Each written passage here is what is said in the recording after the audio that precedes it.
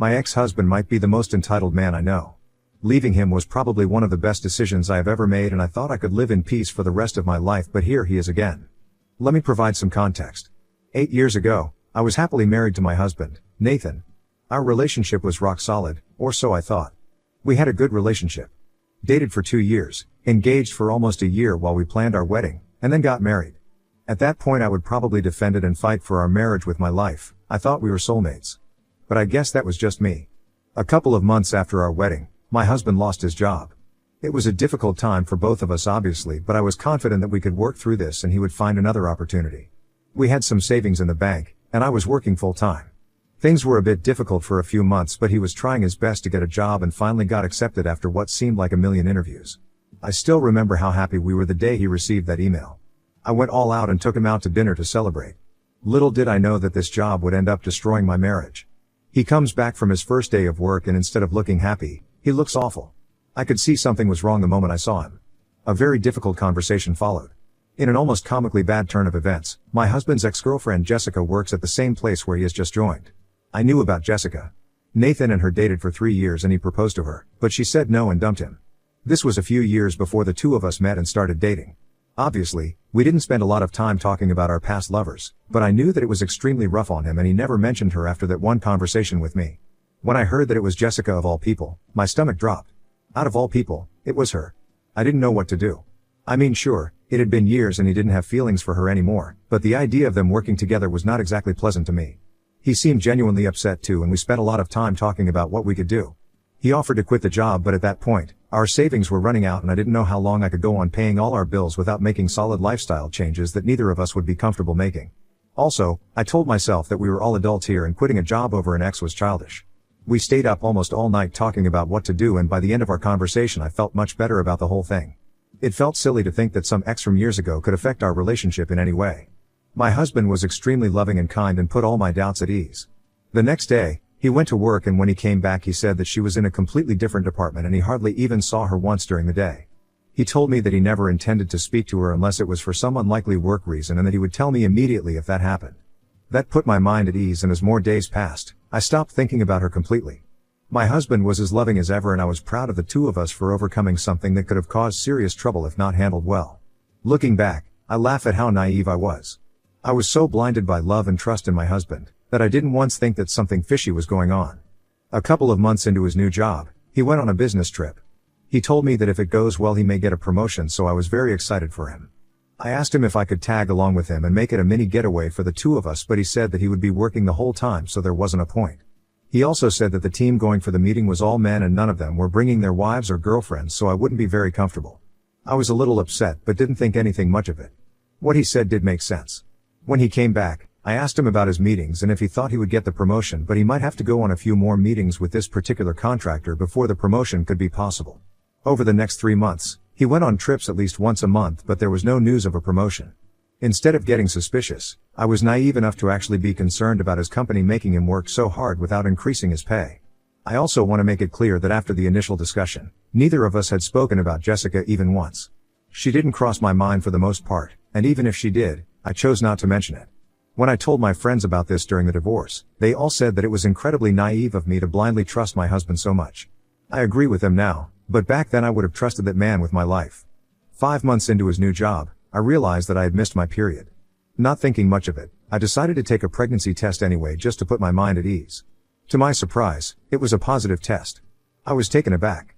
It was definitely not a planned pregnancy, but with Nathan's new job and both of us being in a good place financially, I thought that it could be a good thing. I was nervous to tell him but also very excited. Nathan was on another business trip when I took the test, but he was coming back the same day, so I decided to wait till he got back. I still remember how nervous I was and how I started daydreaming about our new life.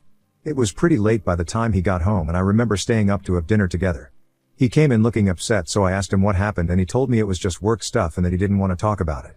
I said that I might have something that could cheer him up and asked him to wait while I got the test kit. I told him to close his eyes, held it up, and asked him to open his eyes. He just stared at me for a few seconds and asked me if that was what he thought it was. I thought he was just in shock and said that yes, and we're about to be parents excitedly. I waited for him to snap out of it and be happy, but after a few moments of anticipation, he still had that look on his face. I got uncomfortable and asked him if he was okay and wasn't he happy about this. His whole expression changed and he said that he was just taken aback by the surprise. I told him that I was surprised too, but this could be a very good thing for us and we can deal with it together. He still looked uncomfortable and said that he just needed some time to think. I was extremely upset at this reaction. I expected him to be happy or at least supportive. I told him that I was disappointed in him and he basically brushed me off, saying that I couldn't expect him to be overjoyed at such a monumental change in his life happening without his decision. I told him that he signed up for this by getting married to me, and if he couldn't be a good husband about it, maybe we need to rethink our relationship. He said that maybe we do and left the room without another word. I said that in a moment of anger and hurt. I did not really mean it at the time. But his reaction broke my heart. I cried by myself in the living room and slept on the couch because I didn't want to see him in our bedroom. He didn't come once to check up on me or ask me to come back. Even at that point, I had faith that we would get through this and somehow recover. But that was just the beginning of my troubles. I woke up to him already dressed for work and making breakfast. I didn't speak to him and went into our bedroom. Again, he didn't try to stop me or even say a single word to me. I didn't know what to do. I waited for him to come in after me, but after some time I heard the front door close and knew that he had left. I spent most of that day crying to my friends and my mom. I called in sick from work. I literally remember it like it was yesterday. By the time it was time for him to come back from work, I had a whole speech ready about how he broke my heart and needed to be a better husband to me. Little did I know he also had a speech ready, and it was nothing I could have imagined. The first thing he said after coming home was, "We need to talk." That worked for me. I needed to talk as well. I thought I needed that talk way more than he did really. Turns out he had the surprise of a lifetime for me. We sat down across from each other and with no warning, he asked me, "Whose baby is it?" I was so confused I genuinely didn't understand what he meant. So I asked him, and he asked me the same thing again. "Whose baby is it?" I will never forget. I asked him what he meant and said that obviously it was our baby. What else could even be possible, I mean? He told me that we were past that point and I should just admit the truth and get it done with. I was starting to get scared at that point. It started to feel less like a joke. I told him again that it was obviously his baby and I didn't understand why he was even asking me such questions, because I had never been anything but loyal to him and he had never acted this way before. He refused to make eye contact with me and said that was when I still cared about our relationship. I'm pretty sure I was already crying by then. I kept telling him that I love him and there was nothing more important to me than our marriage, but he just kept repeating the question. Must have asked me a dozen times. And each time I was as clueless as the first time. He told me that if I couldn't be honest with me there was very little left to do because he was not raising another man's child and living with a lie. I was sobbing and kept telling him I had never even thought of another man since I met him and didn't understand what I did to deserve such allegations. He said that with the way I couldn't wait for him to leave the house and go on business trips, tell him everything he could want to know about my loyalty. I was too confused to even speak. Every single time he left for work I got sad and told myself to be an adult and support him in his career, because I remember how hard it was for both of us when he lost his job. Every single time. I stopped asking to go along with him after the first few times because he always said that he was busy constantly and didn't get a minute to himself till late at night. I stopped calling him more than once a day when he was away because he wouldn't pick up and texted me he was with clients. All I did was put him first only to hear him say that I wanted him away to spend time with another man. It felt like a slap on my face. I felt sick to my stomach. Almost thought I was in a bad dream of some sort. I told him all of this and he said that I shouldn't waste time making him look like the villain because he was tired of feeling unwanted and wouldn't let me make a fool of him. He said that ever since he started working and traveling, I have been distant and didn't make him feel wanted. He said he hated coming home because I didn't even look happy to see him and he felt like I was happier when he was not around. I kept telling him he was wrong and this was just a huge misunderstanding and I was just trying to be a supportive wife. He kept saying that I was hiding someone and preferred to spend time with him instead of being in our marriage. I asked him if he had any proof of these things he was saying and he said that he didn't need proof to see what was obvious to anyone with half a brain cell. I didn't even know what to say to that.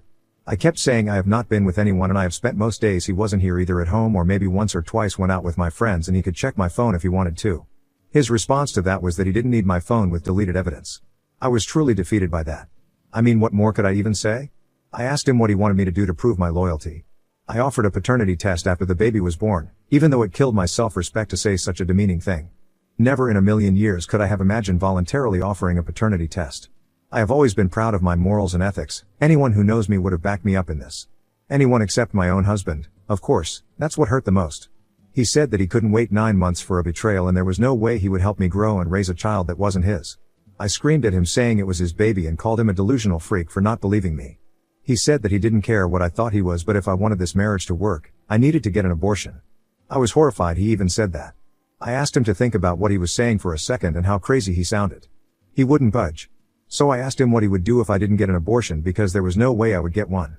He told me that if I wanted this marriage then I had to get an abortion, or else it was divorce. Divorce. I couldn't believe that he actually said the word. I asked him if he was serious and he said he was. I had enough at that point. It was like all the sadness disappeared at hearing those words. I told him he was free to do whatever he wanted, but I was keeping and raising my baby with or without him. He told me that he hoped I didn't sleep with a deadbeat and walked out of the house. That was the last time we were in that house together. I received a text from him later saying he would be back to get his stuff, and I told him a time I would be out and asked him to go away before I was back. The next day, I met my lawyer to discuss the divorce. We had bought the house together. Our first house. I wanted everything to be quick and drama-free, and so did Nathan. We decided to sell the house and split the money equally. The other things we just took whatever we wanted. I moved in with my sister while I figured things out, and he went wherever, I guess. We did not remain in touch at all. No one in our circles or our family saw it coming. The amount of times I must have burst into tears trying to explain to someone what happened must be ridiculous. Throughout everything, his attitude remained the same. He refused to hear me or anyone else out and insisted that I hadn't been faithful. I was friends with some of his coworkers' wives, and they told me that he had been going on about how I couldn't care less about being with him and never put any effort into the relationship.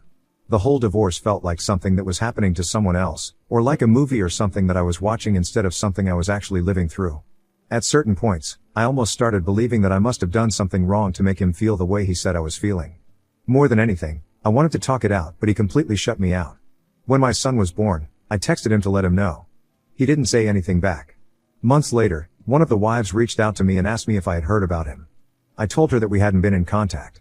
She said she was sorry too, but wanted me to hear from a friend. I asked her what happened, and she said that Nathan had gotten back with Jessica. Apparently they were the hot topic in the office and were all over each other all the time. I broke down crying. Over the next few weeks, I found out everything. They had been seeing each other for months.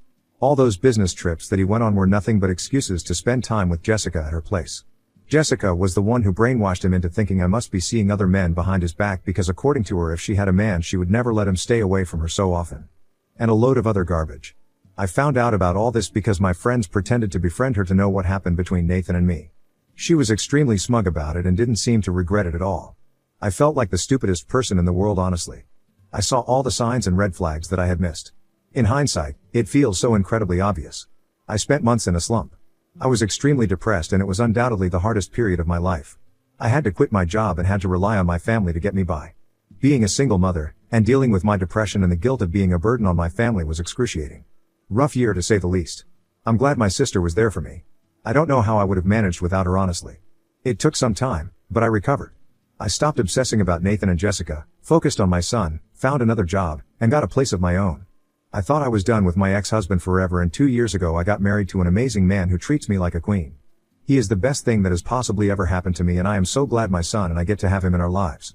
Now that I've gotten all that out of the way, let me tell you why I'm actually writing this post. A few weeks ago I was on Facebook scrolling randomly when I got a text from Nathan. We have had absolutely no contact over the last few years, so seeing his name pop up on the screen was a feeling I cannot exactly describe. I wondered if I should even open his text, but curiosity got the best of me and I opened the chat. He said that he had been trying to contact me, but my number had changed and he didn't know where I live now. He wrote a very long text about how he had broken up with Jessica because she was cheating on him with multiple men and that he never should have let her come into our relationship. He said that he had thought of me and our son all the time over the past 8 years but was too ashamed to reach out to me. He also said that he knew I would never forgive him, but he wanted to be in his son's life and would do anything for a chance to prove himself worthy of being a dad. The text had a lot of other things, but mostly just him groveling about how he wants to see his son. I couldn't believe my eyes, really. After all those years. The poetic justice of Jessica cheating on him after he accused me of doing that isn't lost on me. It also felt really good to see him grovel and beg about being a part of my son's life, because I know that no matter what he says, it isn't happening. I thought a lot about what I could do. I thought of ignoring him, or lashing out on him, or simply blocking him. But then the revengeful side of my brain took over. So my son didn't have a father on his birth certificate. I chose not to include Nathan's name, and it's not like Nathan cared at the moment. Legally, he has no right over him. I dated my husband for 2 years before getting married to him. He has known and loved my son ever since. He is the only father figure in his life. A year ago on our wedding anniversary, he officially adopted my baby boy. We are a family in every sense of the word. So I let the evil thoughts win a little and texted my husband back saying I didn't know what he was talking about. My son was never his, to begin with, and my lovely husband has adopted him. I told him that whatever Jessica made him believe all those years ago was right and that he was the type of person to be cheated on, and I'm glad he is all alone now because he deserved that. I sent a picture of me, my husband, and our boy to him as the cherry on top. I told him to never contact me again and blocked him. Now of course what I said about my son not being Nathan's biological child isn't true, But that doesn't give him any right over my son. He lost that chance before my boy was even born. And I just couldn't let go of the chance to make him feel even just a tiny portion of the suffering he caused me. I told my husband about what I did and he just laughed and said I didn't have to be so petty. Last night I reached out to Laura, her husband works with Nathan, and asked her if she had heard anything about Nathan. She said that she was actually going to reach out to me about the same thing. Apparently, Nathan hasn't been doing so well. He had shown up to work drunk multiple times and almost got fired. Laura obviously doesn't know what I told Nathan, so she thought it was because he was finally processing the separation from Jessica. They broke up months ago. I just listened to everything and pretended to be shocked at what she said. I thanked her for being a good friend. I haven't told my husband about this yet, and I can't tell any of my friends before I tell him. I've been feeling kinda guilty. Maybe I took things too far? Ida? Update 1. Hey everyone, I just wanted to say a huge thank you for all your supportive comments and advice. It's been really helpful to read through your experiences and perspectives. Feels good to know that there are people who support my pettiness and think that Nathan got exactly what he deserved. I do have a bit of an update on the whole Nathan situation. Laura reached out to me again and said that apparently he had a full blown out fight with Jessica in the office one night when they were both working late. He had apparently created a big scene and multiple people saw them pushing each other around and being extremely problematic. Both Jessica and Nathan got fired very quickly after that and no one had heard from either of them ever since. All I feel about the situation is that I'm glad he redirected his anger towards Jessica and isn't trying to drag me into the situation in any way. I don't want to deal with him ever again in any capacity. I decided to Laura about what I told Nathan, and she seemed a bit concerned. I mean, we both hate Nathan for what he did to my son and me, but she thinks that I might have taken things too far and there is no point in letting things from the past affect him or anyone so much. She is actually telling me to reach out to Nathan again and tell him the truth. She has promised not to tell a word about this to anyone but thinks that I should get the truth out in the open.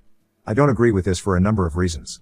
Mostly because I don't care enough about Nathan to put him out of his misery, but also because I don't want him to get angry and try to find some way of getting access to my son. It is unlikely, but you never know. I refuse to take any chances when it comes to my son. He is simply too important to me and I don't trust Nathan enough to just let something like this go.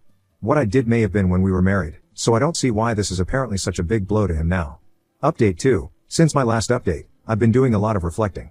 I decided to have an honest conversation with my husband about everything that happened and what Laura told me. He was incredibly understanding and supportive, which made me feel a lot better. We sat down together, and I explained the entire situation in detail, including the message Nathan sent and my response to him. My husband listened patiently, holding my hand the whole time. When I finished, he told me that while he understood why I did what I did, he also agreed that it might have been a bit harsh.